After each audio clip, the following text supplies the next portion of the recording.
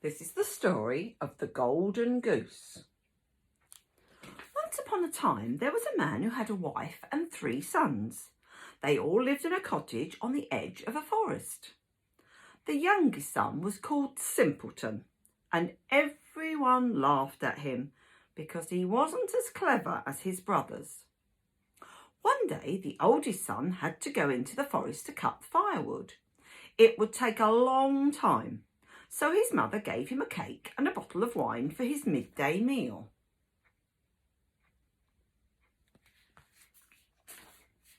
When he came to the forest, the oldest son met a little grey man. "I'm so hungry and thirsty," said the little grey man. "Please will you give me a little piece of your cake and a sip of your wine?" "Certainly not," said the oldest son. "If I give you any, I shall have nothing left for myself. Go away." He began to chop at a big tree with his axe.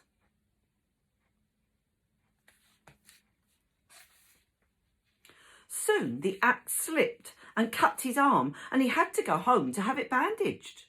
So the second son went into the forest to fetch the wood.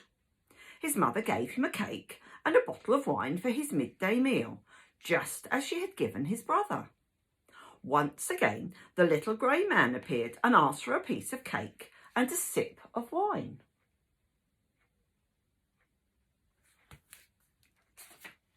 The second son was as selfish as the oldest son. "If I give you any, I shall have less for myself," he said. "Go away and don't bother me." In the same way as his brother, he was quickly punished for being so mean. For as soon as he began to chop, the axe slipped and he cut his leg. He had to limp home without any wood.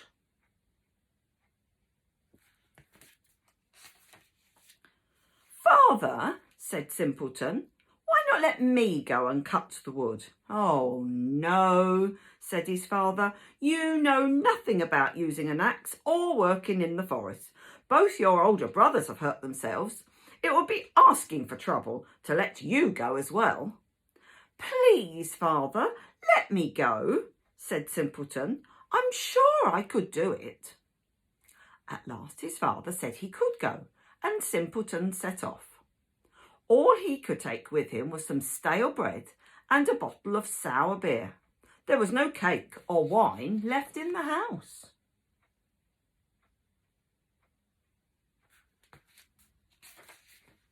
As soon as Simpleton came to the forest, the little grey man met him.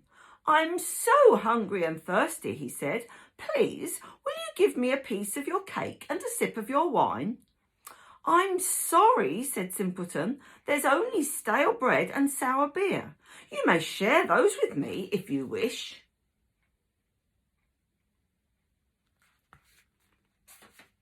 When they sat down to eat together, Simpleton found that the stale bread had turned into rich cake and the beer had changed into wine.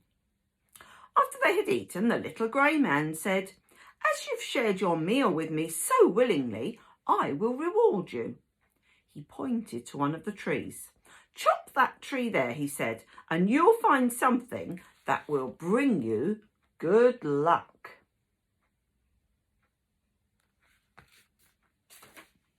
Simpleton picked up his axe and set to work to chop down the special tree.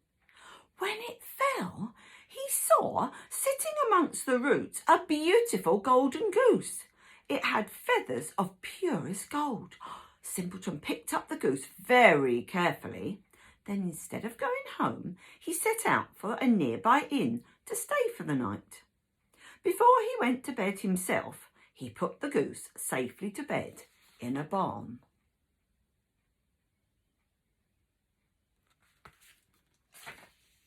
The landlord of the inn had 3 daughters. When they saw the goose, each of them longed for one of the golden feathers. The oldest went to the barn first and tried to pull out a feather. Then she found she was unable to let go. When the other 2 sisters came, they tried to help, but as soon as they touched their sister, they stuck fast to her. all three had to spend the night in the barn, stuck to the goose and each other.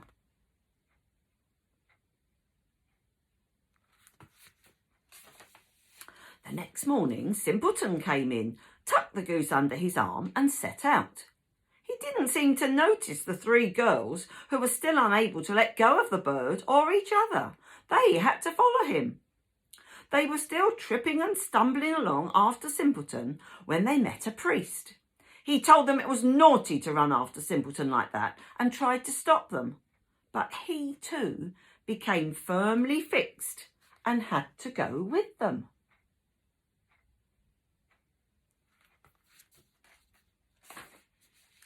As they went through the village, the sexton was amazed to see the priest following Simpleton and the three girls.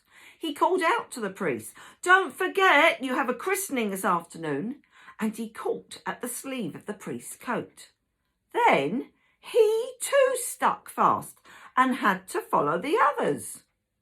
They all went on together, following Simpleton and the Golden Goose, until they saw two peasants digging in a field.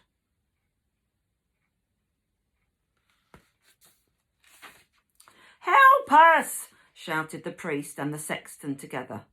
The two men dropped their shovels and rushed up to help. They tried to pull the others away, but they too stuck fast. There were now 7 people in the little procession, all firmly stuck fast to the Golden Goose. Simpleton went happily on his way, carrying the goose. He didn't seem to notice anything unusual.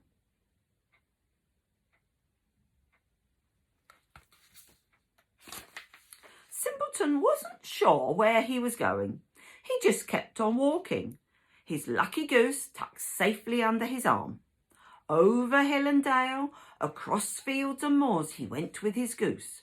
Through towns and villages they went, where people stared in wonder at them and their little band of followers. At last, near the end of the day, they saw a great city on top of a hill.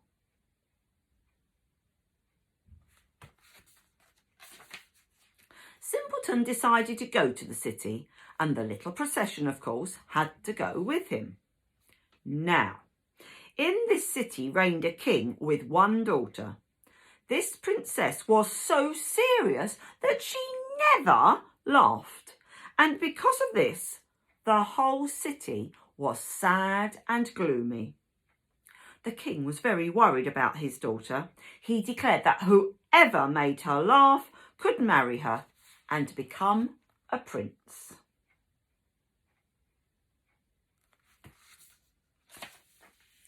As Simpleton came near to the city, he heard of the king's promise, so he led his little procession straight to the palace. The princess, who looked very sad, sat gazing down from a window. No sooner did the princess see Simpleton, the goose, and his 7 weary followers than she began to laugh. Indeed, she laughed and laughed and laughed, as though she would never stop.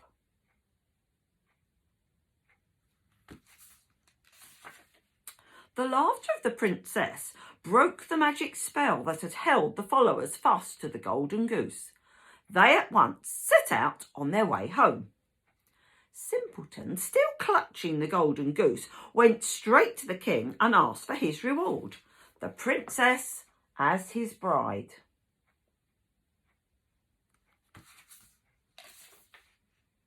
The king was very happy to see his daughter laugh, but he didn't want her to marry a ragged woodcutter like Simpleton. "Not so fast," said the king.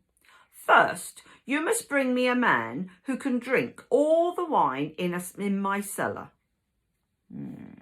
Simpleton thought at once of the little grey man and set out for the forest. There, on the very spot where he had found the Golden Goose, he saw a stranger looking very sad. "What's the matter?" asked Simpleton. "I'm so very, very thirsty," said the stranger.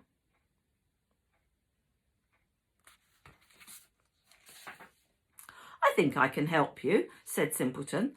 Come with me and you shall have a whole cellar full of wine to drink. They went to the king's palace and the stranger sat down and began to drink and drink and drink. Before the sun set that day, every barrel in the king's cellar had been drained dry. Once more, Simpleton went to the king to claim his bride.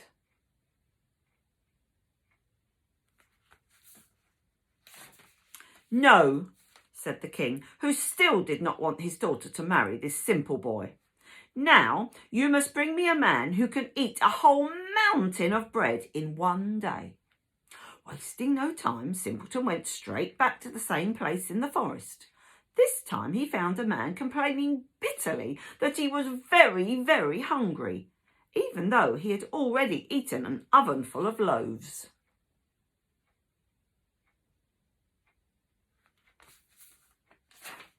When he heard this, Simpleton was very pleased. He said, I think I can help you. Come with me and you shall have a whole mountain of bread. Back they went to the palace. The king's bakers had taken all the flour in the city and made so much bread that it stood like a mountain in front of the palace.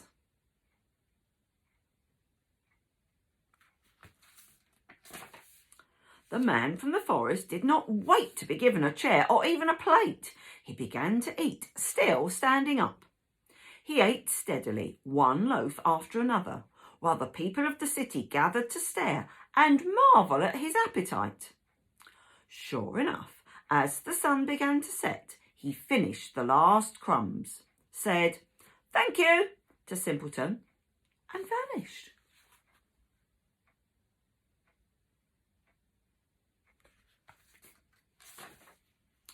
Simpleton went once again to the king and claimed his bride for the third time.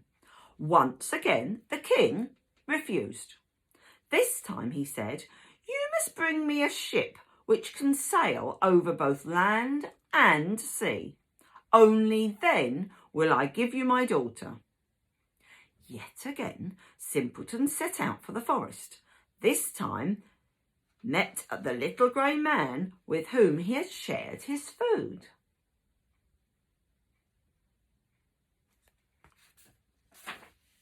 Simpleton told the little grey man all about his third task. The little grey man said, "I have drunk the wine for you. I have eaten the bread for you. I will also give you the ship because you were so kind to me." This time Simpleton did not have to walk back to the palace. He climbed into his ship and sailed off across the country.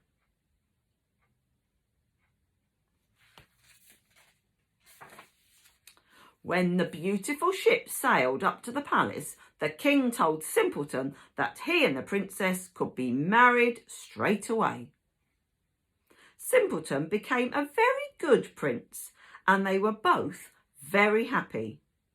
The Golden Goose had a special home in the corner of the palace, but no one ever saw the little grey man again.